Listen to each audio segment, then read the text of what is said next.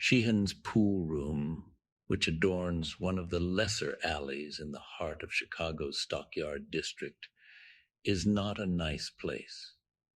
Its air, freighted with 1,000 odors such as Coleridge may have found at Cologne, too seldom knows the purifying rays of the sun, but fights for space with the acrid fumes of unnumbered cheap cigars and cigarettes which dangle from the coarse lips of unnumbered human animals that haunt the place day and night. But the popularity of Sheehan's remains unimpaired, and for this there is a reason obvious to anyone who will take the trouble to analyze the mixed stenches prevailing there. Over and above the fumes and sickening closeness rises an aroma once familiar throughout the land, but now happily banished to the back streets of life by the edict of a benevolent government, the aroma of strong, wicked whiskey, a precious kind of forbidden fruit indeed in this year of grace, 1950. Sheehan's is the acknowledged center to Chicago's subterranean traffic in liquor and narcotics, and as such has a certain dignity which extends even to the unkempt attachés of the place. But there was until lately one who lay outside the pale of that dignity, one who shared the squalor and filth, but not the importance, of Sheehan's. He was called Old Bug and was the most disreputable object in a disreputable environment. What he had once been, many tried to guess, for his language and mode of utterance, when intoxicated to a certain degree, were such as to excite wonderment. But what he was presented less difficulty, for Old Bugs in superlative degree epitomized the pathetic species known as the bum or the down and outer. Whence he had come, no one could tell. One night he had burst wildly into Sheehan's, foaming at the mouth and screaming for whiskey and hashish, and having been supplied in exchange for a promise to perform odd jobs, had hung about ever since, mopping floors, cleaning cuspidors and glasses, and attending to 100 similar menial duties in exchange for the drink and drugs which were necessary to keep him alive and sane. He talked but little, and usually in the common jargon of the underworld, but occasionally, when inflamed by an unusually generous dose of crude whiskey, would burst forth into strings of incomprehensible polysyllables and snatches of sonorous prose and verse, which led certain habitués to conjecture that he had seen better days. One steady patron, a bank defaulter under cover, came to converse with him quite regularly, and from the tone of his discourse ventured the opinion that he had been a writer or professor in his day. But the only tangible clue to Old Bug's past was a faded photograph which he constantly carried about with him. The photograph of a young woman of noble and beautiful features. This he would sometimes draw from his tattered pocket, carefully unwrapped from its covering of tissue paper, and gaze upon for hours with an expression of ineffable sadness and tenderness. It was not the portrait of one whom an underworld denizen would be likely to know, but of a lady of breeding and quality, garbed in the quaint attire of 30 years before. Old Bugs himself seemed also to belong to the past, for his nondescript clothing bore every hallmark of antiquity. He was a man of immense height, probably more than 6 feet, though his stooping shoulders sometimes belied this fact. His hair, a dirty white and falling out in patches, was never combed, and over his lean face grew a mangy stubble of coarse beard, which seemed always to remain at the bristling stage, never shaven, yet never long enough to form a respectable set of whiskers. His features had perhaps been noble once, but were now seamed with the ghastly effects of terrible dissipation. At one time, Probably in middle life, he had evidently been grossly fat. But now he was horribly lean, the purple flesh hanging in loose pouches under his bleary eyes and upon his cheeks. Altogether, old Bugs was not pleasing to look upon. And the disposition of old Bugs was as odd as his aspect. Ordinarily he was true to the derelict type, ready to do anything for a nickel or a dose of whiskey or hashish, but at rare intervals he showed the traits which earned him his name. Then he would try to straighten up, and a certain fire would creep into the sunken eyes. His demeanor would assume an unwanted grace and even dignity, and the sodden creatures around him would sense something of superiority, something which made them less ready to give the usual kicks and cuffs to the poor butt and drudge. At these times he would show a sardonic humor and make remarks which the folk of Sheehan's deemed foolish and irrational. But the spells would soon pass, and once more old Bugs would resume his eternal floor scrubbing and cuspidor cleaning. But for one thing, old Bugs would have been an ideal slave to the establishment. And that one thing was his conduct when young men were introduced for their first drink. The old man would then rise from the floor in anger and excitement, muttering threats and warnings, and seeking to dissuade the novices from embarking upon their course of seeing life as it is. He would sputter and fume, exploding into sesquipedalian admonitions and strange oaths, and animated by a frightful earnestness which brought a shudder to more than one drug-racked mind in the crowded room. But after a time, his alcohol-enfeebled brain would wander from the subject, and with a foolish grin he would turn once more to his mop or cleaning rag. I do not think that many of Sheehan's regular patrons will ever forget the day that young Alfred Trevor came. He was rather a find, a rich and high-spirited youth who would go the limit in anything he undertook. At least that was the verdict of Pete Schultz, Sheehan's runner, who had come across the boy at Lawrence College in the small town of Appleton, Wisconsin. Trevor was the son of prominent parents in Appleton. His father, Carl Trevor, was an attorney and citizen of distinction, whilst his mother had made an enviable reputation as a poetess under her maiden name of Eleanor Wing.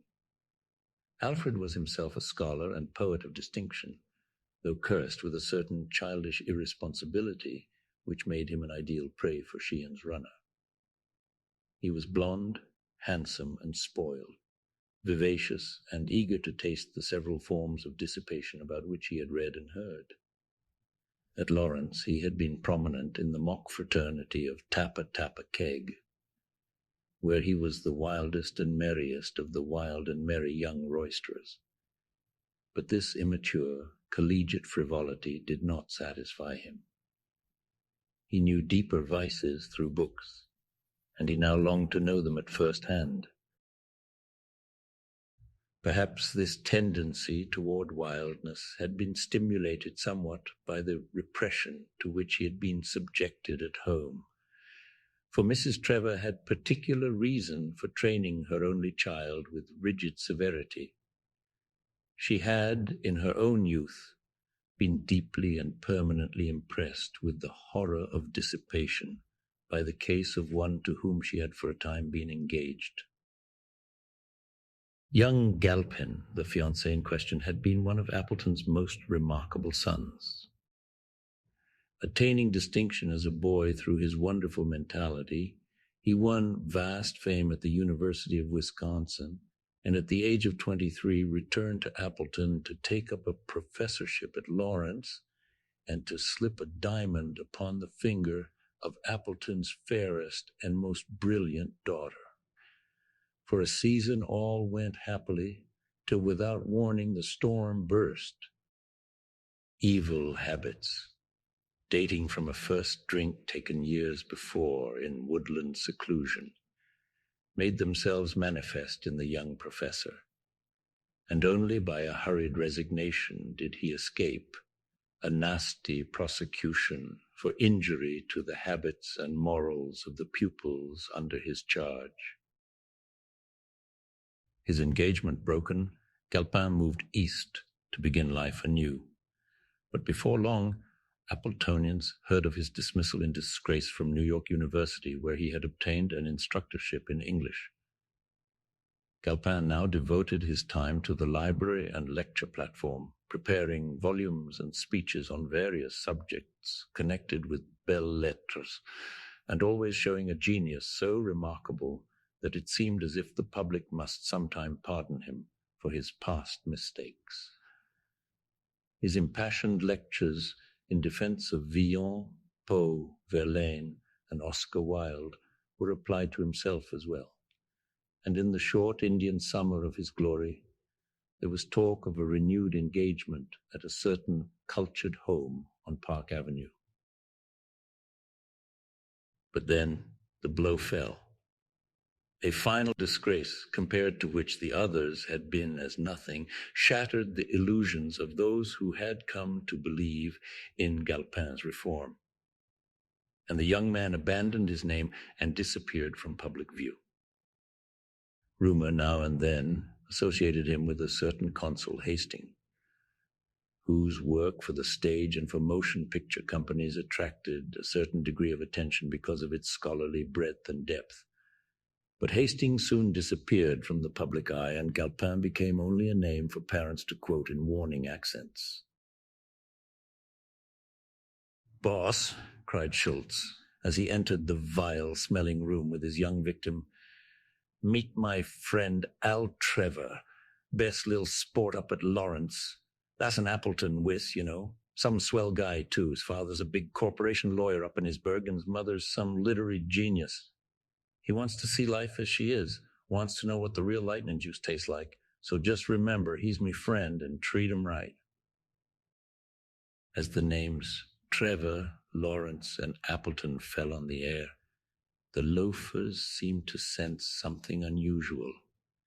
Perhaps it was only some sound connected with the clicking balls of the pool tables or the rattling glasses that were brought from the cryptic regions in the rear. Perhaps only that, plus some strange rustling of the dirty draperies at the one dingy window. But many thought that someone in the room had gritted his teeth and drawn a very sharp breath. "Glad to know you, Sheehan," said Trevor in a quiet, well-bred tone. "This is my first experience in a place like this, but I am a student of life and don't want to miss any experience. There's poetry in this sort of thing, you know. Or perhaps you don't know, but it's all the same." "Young fella," responded the proprietor, "you come to the right place to see life. We got all kinds here, real life and a good time. The damn government can try to make folks good if it wants to, but it can't stop a fella from hitting her up when he feels like it. What do you want, fella? Booze, coke, or some other sort of dope? You can't ask for nothing we ain't got." Habitués say that it was at this point they noticed a cessation in the regular monotonous strokes of the mop. "I want whiskey, good old-fashioned rye," exclaimed Trevor enthusiastically. "I'll tell you, I'm good and tired of water after reading of the merry bouts fellows used to have in the old days. I can't read an Anacreontic without watering at the mouth. And it's something a lot stronger than water that my mouth waters for." "Anacreontic, what in hell's that?" Several hangers-on looked up as the young man went slightly beyond their depth. But the bank defaulter, under cover, explained to them that Anacreon was a gay old dog who lived many years ago, and wrote about the fun he had when all the world was just like Sheehan's. "Let me see, Trevor," continued the defaulter. "Didn't Schultz say your mother is a literary person, too?" "Yes, damn it," replied Trevor, "but nothing like the old Tayan. She's one of those dull, eternal moralizers that try to take all the joy out of life. Namby-pamby sort. Ever heard of her? She writes under her maiden name of Eleanor Wing. Here it was that old Bugs dropped his mop. Well, here's your stuff, announced Sheehan jovially as a tray of bottles and glasses was wheeled into the room. Good old rye, and as fiery as you can find anywheres in Chet. The youth's eyes glistened, and his nostrils curled at the fumes of the brownish fluid, which an attendant was pouring out for him. It repelled him horribly and revolted all his inherited delicacy, but his determination to taste life to the full remained with him, and he maintained a bold front. But before his resolution was put to the test, the unexpected intervened.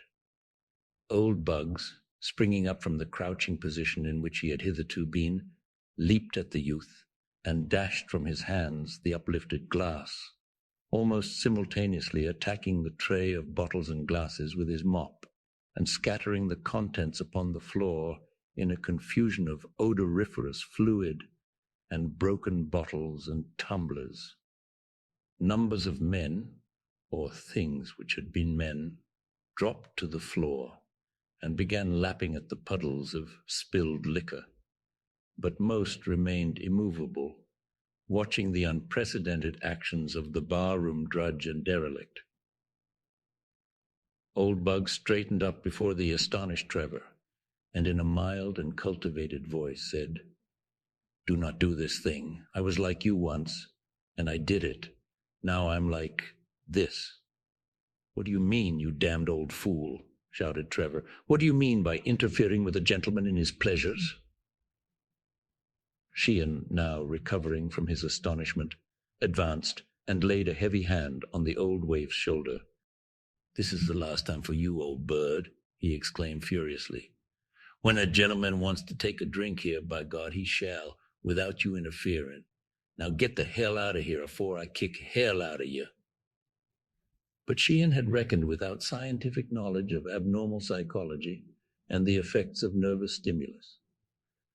Old Bugs, obtaining a firmer hold on his mop, began to wield it like the javelin of a Macedonian hoplite, and soon cleared a considerable space around himself, meanwhile shouting various disconnected bits of quotation, among which was prominently repeated, "The sons of Belial, blown with insolence and wine." The room became pandemonium, and men screamed and howled in fright at the sinister being they had aroused. Trevor seemed dazed in the confusion and shrank to the wall as the strife thickened. "He shall not drink, he shall not drink," thus roared old Bugs as he seemed to run out of or rise above quotations. Policemen appeared at the door, attracted by the noise, but for a time they made no move to intervene. Trevor, now thoroughly terrified and cured forever of his desire to see life via the vice route, edged closer to the blue-coated newcomers. Could he but escape and catch a train for Appleton, he reflected, he would consider his education in dissipation quite complete. Then suddenly, old Bugs ceased to wield his javelin and stopped still, drawing himself up more erectly than any denizen of the place had ever seen him before. "Ave, Caesar, moriturus te saluto," he shouted, and dropped to the whiskey-reeking floor, never to rise again. Subsequent impressions will never leave the mind of young Trevor. The picture is blurred but ineradicable. Policemen plowed away through the crowd, questioning everyone closely, both about the incident and about the dead figure on the floor. Sheehan especially did they ply with inquiries, yet without eliciting any information of value concerning old Bugs. Then the bank defaulter remembered the picture and suggested that it be viewed and filed for identification at police headquarters. An officer bent reluctantly over the loathsome glassy-eyed form and found the tissue-wrapped cardboard, which he passed around among the others. "Some chicken. leered a drunken man as he viewed the beautiful face, but those who were sober did not leer. Looking with respect and abashment at the delicate and spiritual features, no one seemed able to place the subject, and all wondered that the drug-degraded derelict should have such a portrait in his possession, that is, all but the bank defaulter, who was meanwhile eyeing the intruding bluecoats rather uneasily. He had seen a little deeper beneath old Bug's mask of utter degradation. Then the picture was passed to Trevor, and a change came over the youth. After the first start, he replaced the tissue wrapping around the portrait, as if to shield it from the sordidness of the place. Then he gazed long and searchingly at the figure on the floor, noting its great height and the aristocratic cast of features which seemed to appear now that the wretched flame of life had flickered out. "No," he said hastily, as the question was put to him. He did not know the subject of the picture. It was so old, he added, that no one now could be expected to recognize it. But Alfred Trevor did not speak the truth, as many guessed when he offered to take charge of the body and secure its interment in Appleton. Over the library mantel in his home hung the exact replica of that picture, and all his life he had known and loved its original, for the gentle and noble features were those of his own mother.